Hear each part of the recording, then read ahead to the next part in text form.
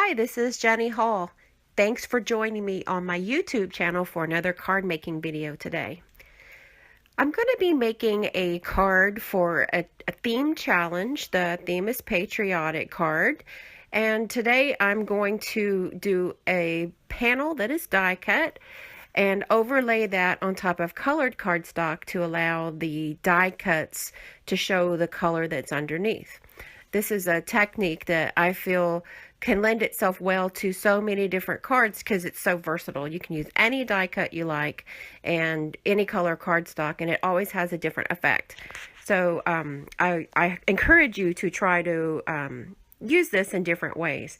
So I'm starting out with a white standard sized card base that is 11 by 4 1/4, and I scored it in the middle.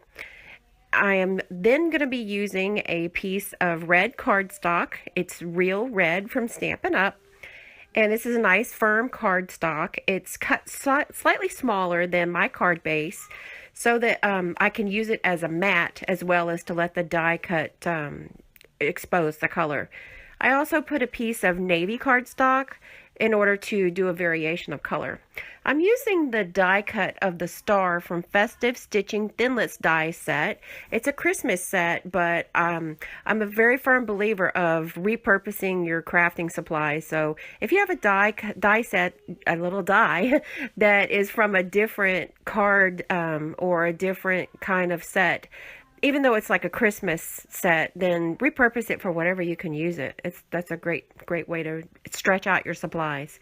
So I'm cutting out on the white panel the stars that are going to shine through, and I also used a piece of gold foil to cut some more stars so that I would add some interest and some twinkle onto the front of the card. So right now I'm attaching those with just a liquid glue. And there's going to be one where the red and the blue kind of show through the die cut star, and I used a dimensional to raise that up and put over that section where the two colors would have shown at the same time. And so I'm using a die from the Christmas Greetings Thinlits dies. Sorry about that. I used the piece die on the top of a piece of gold foil paper, and I'm going to cut that once with gold foil.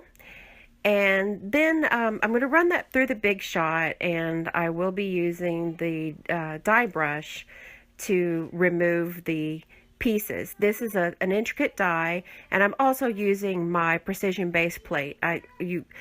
I can't stress enough how much it just makes the die cut so much better. The precision base plate would take the place of the clear plate on the bottom. So I used a piece of white fun foam to also cut out some white die cuts that are foam, and it's a self-adhesive, and so it has I can just peel off a sticky strip. And I'm going to pile up these die cuts so that I can have some more dimension on top of the card.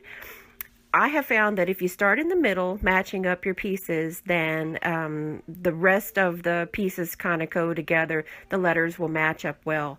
The first white piece I am adhering directly behind the word piece that is made out of gold foil, and the extra white one I'm kind of offsetting it a little bit because I want to not only have the raised dimension, but I want to give it a look that kind of sets it apart from the rest of the card.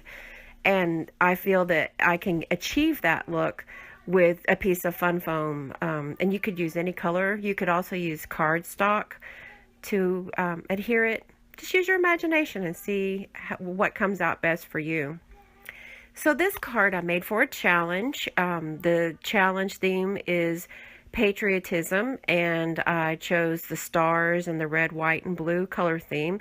You could apply this to so many different, you could do die cut flowers. Just use your imagination.